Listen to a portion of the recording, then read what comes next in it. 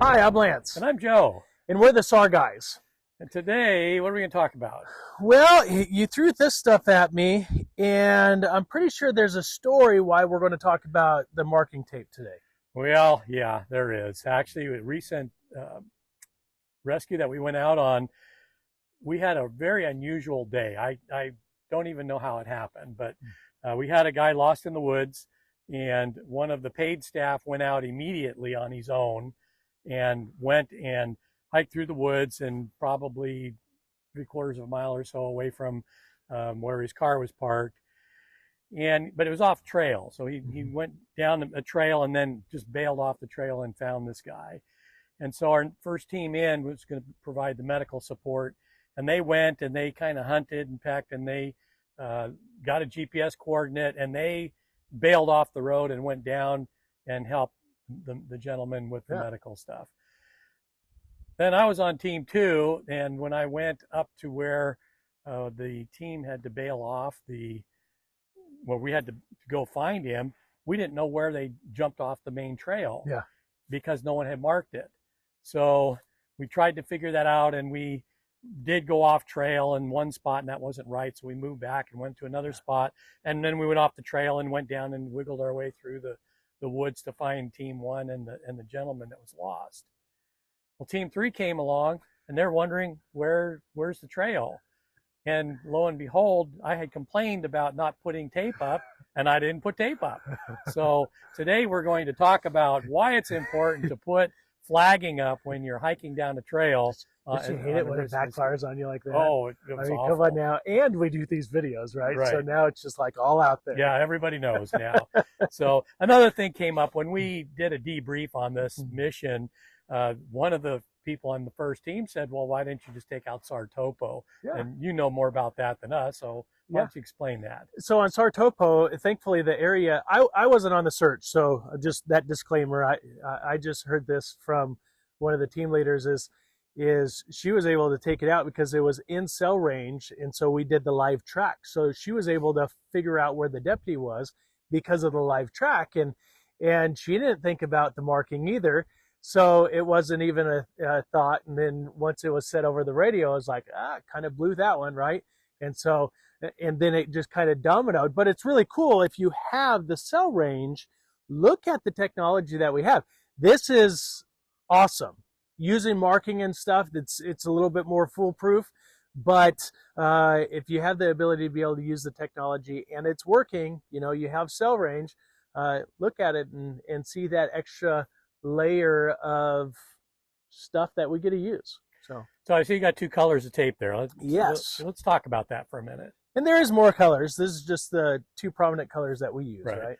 So typically, I'm going to grab the blue from you. We like to use blue, and you might say, well, why blue? It doesn't look quite as bright as the orange, but the problem is in the fall, and even on this time of the year, the orange blends in with the orange and the yellow leaves that are turning colors and the browns that are left over for, in the wintertime. So we like to use blue. And what we also do is we don't just put a piece of flagging tape somewhere to mark a trail. What we do is we write on it.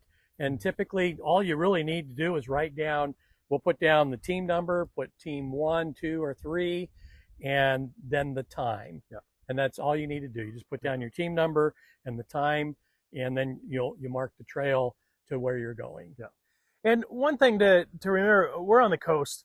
The marking, I'll be honest with you, I don't always mark them because if you're marking in the pouring down rain, it gets really, really ugly.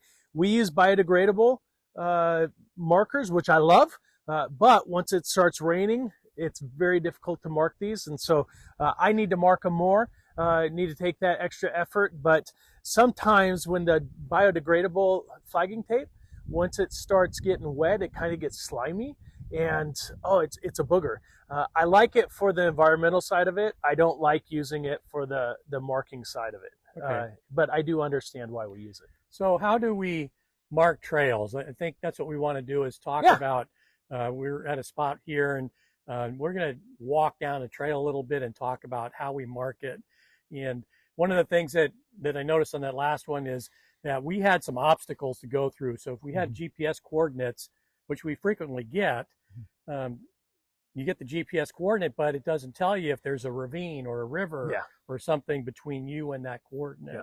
So it's nice that once a team gets in there, they can flag it so that you can follow the route in without having to go through those obstacles. Absolutely. Absolutely. And always, you know, use different techniques to mark out hazards too.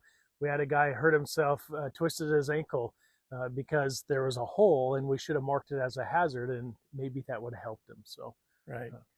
Okay, well, let's go for a little walk, and then we'll go ahead and mark some trails. Cool. So when we find ourselves at a junction, two different trails, we want to be able to mark it clearly which way our team should be going. So if you marked it right in the middle, then you still have a 50-50 chance of being wrong. We want to make sure that we mark the side of the trail that we want them, without a shadow of a doubt, knowing that they're going to go. So we're going to look over on the far side of this trail, so it's the furthest away from this trail, so they can see which direction we're going.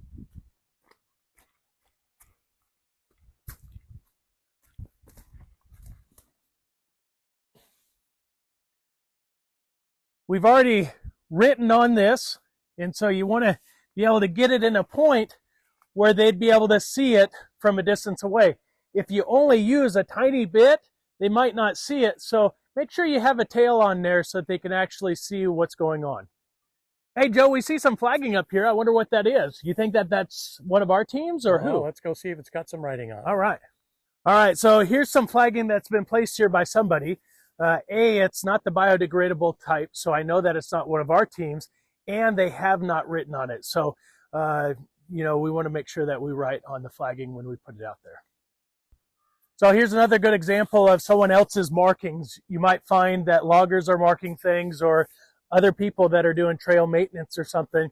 So check it out, make sure that it's not yours, and then move on. So we found this deer trail that we're going to end up going down and doing a little search. So we want to make sure that it's off the side of the main trail just a little bit, but it's going to give us a distance or a direction to be able to go. Make sure you write on it so you can distinguish where it is or who put it there, and then move it on to the next one. So depending on how much roughage is around you is going to depend on how much you're going to space out these flags. This gets a lot thicker right here.